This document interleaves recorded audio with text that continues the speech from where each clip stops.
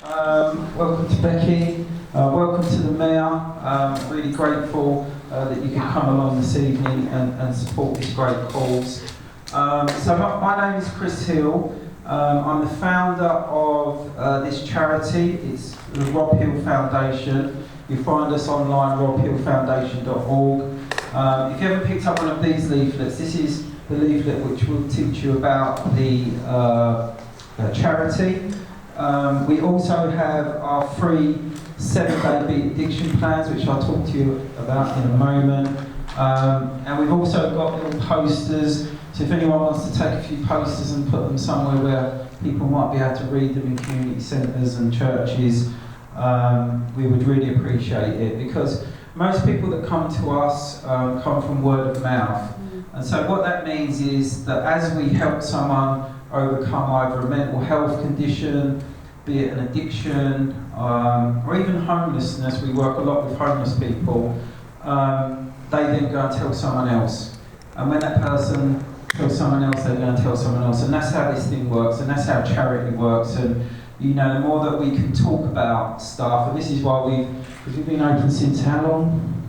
June 13th. Yeah, June 13th we opened up the doors. But we opened up quietly, didn't want to make too much fuss, just spread the word and see what happens. But it's took us this long to do an opening because unfortunately I'm really busy most of the time. I'm up and down the country. I run retreats, we run mini rehabs, and we have 6 of these centres open across the country. I also have offices in London and Canary Wharf, so I'm very, very busy all the time. But this amazing woman here was one of the first people I ever helped. So I'm just going to tell you a little bit about the story. So I spent over 20 years addicted to drink and drugs. I started smoking from the age of 7. I was drinking alcohol by the age of 10. I was introduced to solvents and other delights by the age of like 13, 14, 15. Back in the years 1988, 89, those of you that are old enough to remember, we had this house music, acid house craze that came along. That came with a lot of drugs, which were LSD, speed, ecstasy, and then unfortunately the one that comes after that, as you probably know, is cocaine. Unfortunately now, back in 1988, 89, it wasn't very easy to get these substances, but we now know in modern day society where we are now, it's a wash. I absolutely believe now that the war on drugs in this country is over. We're about to legalise most of the drugs through the medical use and stuff. Whether that's a good thing or a bad thing, does it mean that we stop criminalising people for using drugs? That's a good thing, but what sort of message are we spreading out? But anyway, my story didn't finish with the use of cocaine. It actually progressed on to somebody offering me a joint once, and I said, what was that? And he said, well, it's crack, isn't it? And I said, well, no, I don't do crack. And he said, well, you take cocaine, and I said, well, yeah, but he said, it's just the same thing. It's just washed up, the impurities are taken out, you just smoke it. I went, okay, then I started to smoke it. But then what I'm doing is I'm putting another drug in and I'm becoming more addicted to something else. See, we don't understand, at the beginning we think it's fun, but every time we take another drug and another drug, we're just going that step closer to more dangerous drugs, and that even led me on to smoking heroin. And I was never a bad child. I had good parenting, I had a good school, good upbringing, I was never smacked, I was never bullied. So the image that people have of a drug addict was not me. But then through my experience, through helping people after all of these years, is that they're similar to me. When we look at psychiatry and counselling, and there's nothing wrong with those things, but people try to, regress. You were smacked as a child, that's why you use drugs. It's not. I wanted to use drugs because I wanted, I was curious. I wondered what it was like to be drunk or stoned or high or whatever it is, but we just didn't think about the outcome of it. And and the outcome and the side effects of drug are mental health problems, physical problems, emotional problems, debt problems, criminality. You find yourself in some of the most darkest, horrible places, and we had debt, and people get involved with gambling and sex and pornography and and football violence and all of these things. And at some point in your life you think, how did I get here? This wasn't what it was meant to be. But then you start to question, and that's what I've done. After 20 years of addiction, I went on this journey to find a solution, and that solution took me to doctors, taking tablets, to groups, to therapists, to be hypnotised and all of these things, and they were all good, but it didn't fix me. And it wasn't until I took it into my own hands, then I started to realise where my problem existed.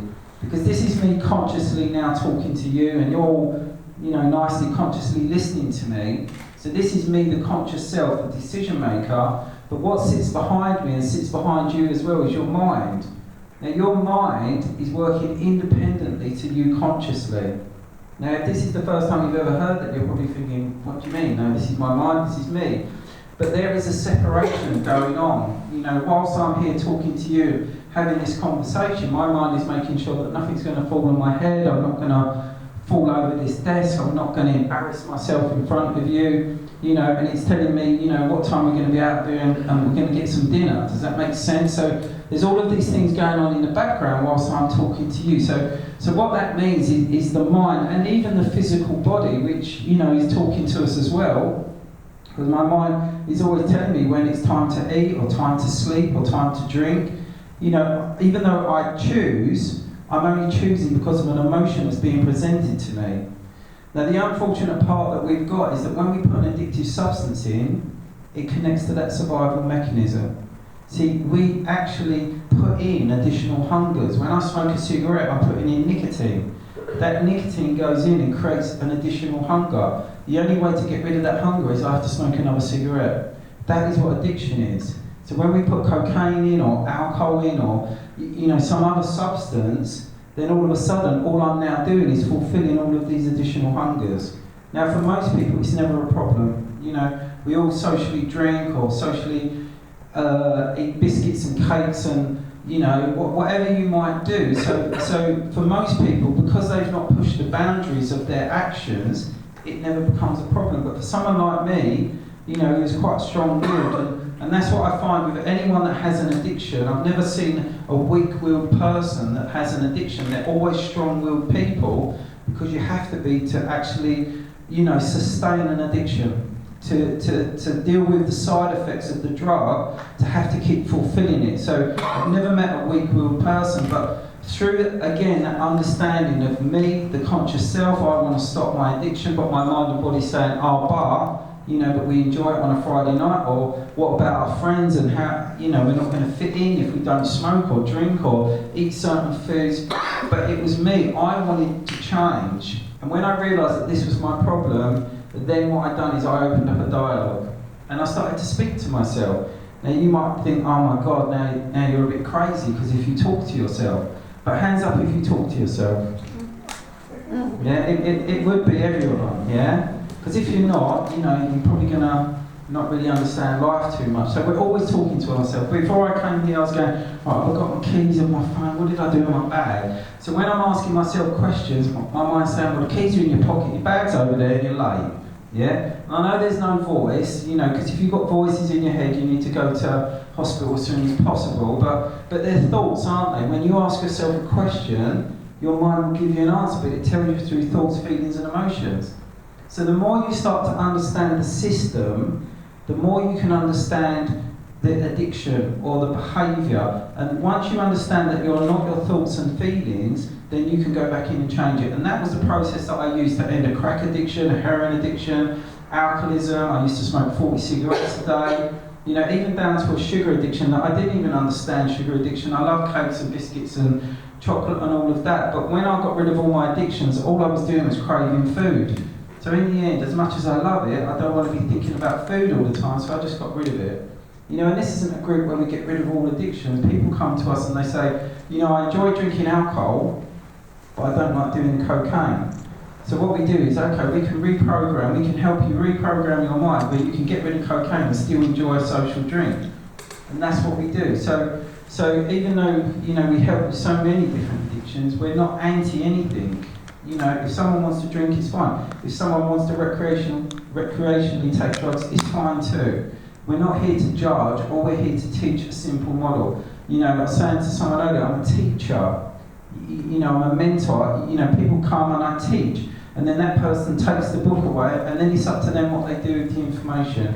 You know, we're certainly not here, right, you better stop drinking, and you better stop smoking, and you better stop biting your nails and stuff like that.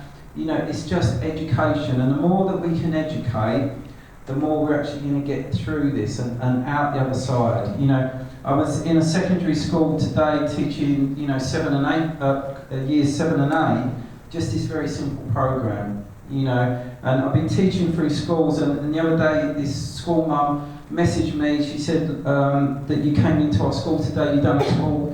All my son's done is read that booklet from back to front. You know, he suffers with a little bit of autism and ADHD, and it's helping him. And I can't thank you enough, you know, for helping my son just by coming in and doing a talk. So even if it just helps one person, I know that we're making a difference. So that's what this workshop is all about. As I said, it's in memory of my brother. It's called the Rob Hill Foundation. Did I speak about my brother? No. So that was my story. So back in 2014, I have a twin brother and I have an older brother. My twin brother went through something similar to me. He never got into smoking crack or heroin, but alcoholism and cocaine basically started to destroy his life. He had a very good job up in the city, worked for a very good travel company. He travelled the world, but unfortunately with a lot of hospitality and stuff, it was a lot of drinking going on. He eventually lost his job for drinking at work. That led him going into the money markets, or he's going to become a trader and stuff. That business was cocaine fueled, so then he started to use a lot of cocaine. Then he had a mental breakdown, left his job, went into hospital, went into rehab. He was in care for about 18 months. When he came out, he was better, but he wasn't completely fixed. I gave him a job with me, and he was working with me for a little while. And then we went to a reunion, you know, like a school reunion, but this was a club reunion. In that evening, he took some ecstasy tablets. It wasn't anything new to him, but he hadn't taken them in about, I don't know, 10 or 15 years. The problem that we've got is after 20, 25 years of using drugs, at some point your body's going to reject them. And so what he done, he took about 3 or 4 tablets that night. The body rejected the drug, it got into his bloodstream, and it basically shut his organs down, and it killed him. And, you know, I was with him, you know, at that time, and I can't tell you, it was just the most, you know, heartbreaking, devastating thing that could ever happen. I can't, you know, even now, I can't tell you how much pain I've had to go through to experience that, you know, but out of all of that pain came this, and I wrote this book to share that story in the hope that it was going to help someone else. But then when I realised, when I wrote this book, I realised, well, hang on a second, someone's got to buy this book, and not everyone's going to want to pay to read a book. So then out of that book, I wrote this, the 7-Day Beat Addiction Plan. And so this is the crutch of the book, this is the solution, but without the story. And I've been giving this away for the last, I don't know, 5 or 6 years, whatever it might be. Tens of thousands of people have downloaded this on the website, you know, across the world. And, you know, we continuously receive emails thanking us for just giving them some simple information that helps them release them from addiction. Now, I know addiction is complex, and there's so many different areas that we need to be working in. But what I'm saying is, if we all work collectively together, we can really start to make a difference. It's a bit like homelessness. You know, when we started to help homeless people, we thought, oh, if we just house them, and we'd just be able to fix them. But, you know, it's much more complex than that. So what we all do is we do a little bit. You know, I do a little bit of addiction. You know, charities come in with some shelter or some support or some, you know, like getting some funding for people and stuff. It's very complex, but like I said, if we all just do our little bit, then we can start to make a difference. So I do talk a lot. I've got to my right-hand side Steve. Steve is someone that came through the program back in 2018, using alcohol, cocaine and stuff. He now works alongside me, helping me, you know, move the business forward, charity and everything else. This amazing woman was one of the first people I helped when I set up my open support groups.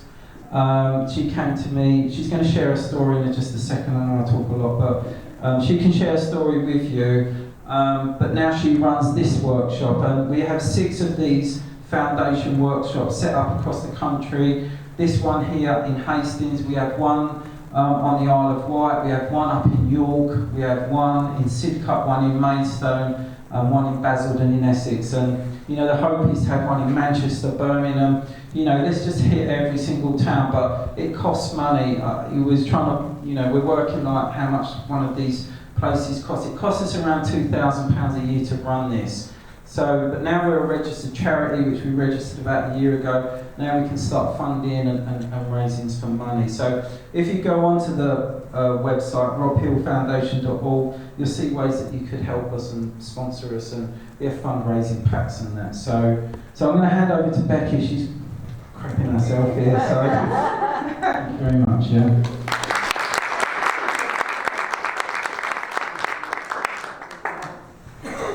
Hello everyone, I want to thank you all for coming first.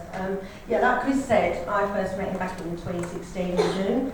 I'd had a 10-year addiction to heroin and amphetamines, and I'd tried so many times to stop. But I'd get through the physical withdrawals, and then days later I'd be climbing the walls because I didn't understand my mind was addicted.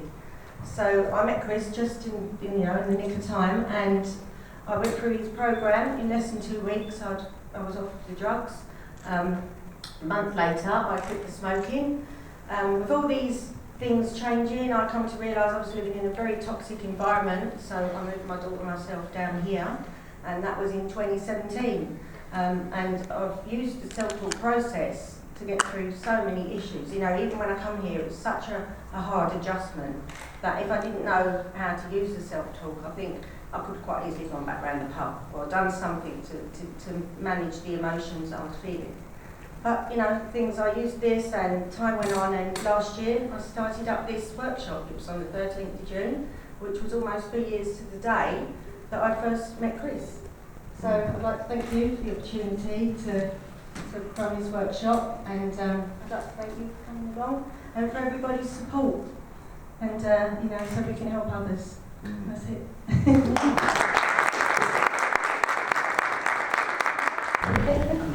Right, now it's my turn. Now I can't give you a story like these two. Chris and Becky have both had problems that they've got over. Now I've been lucky in life that growing up in this town and living with some of the roughest people you particularly wouldn't want to meet. But no, I've never ended up as a smoker, a drinker, dabbled with drugs. Not so much here, maybe mostly when I was in the Middle East. But I've never become addicted to anything, other than cake maybe. I can understand that. But so how do we help? Within this room there are different groups. Each of you form links with those groups, and you do. A lot of what I do today, I've been out with the Dementia Alliance in the town. Quite often, as I think one or two of you know, I do a lot with Asperger's and autism in the town. They're groups. The more the groups meet each other and have links with each other, the more each of you can help the other. Now Becky's going to need help. It's something to start, and of course she'll have to start low and slowly, but we can all help her. You know, just by being asked, I will come here, because it's something I believe in, not just for myself, but for Becky. Becky's in a position where whatever she does now will actually shine on what Chris has been doing, and it will shine on us. So even though there's only a few of us here today, if each of us give one other person the information to come to Becky's next meeting, it does her good, and I know it does us good. So thank you for coming, and thank you for thinking ahead. That's what we need to do. We need to be in a position where we can help. As some know here, of course, I was a part of Heart for quite some years, and other things. That helps people. In my family, I've had people that have needed my help quite often. Now, I've got where I am today by making sure that I can help those people. And I know you here are the same. So that's what we do. We're here to help, not just Becky, not just Chris, but ourselves and those people we know. Thank you. Right, now, for Becky, we're all going to come to this again. Now, I'm going to give Becky my card in a few months' time, or a few weeks' time, when she's so popular that we're filling this place out. I'm going to come again. So if I'm going to come again, all of you want. Let's hope so. Right. So this is great. Like I say, this morning I was cutting cake. Which I prefer, actually.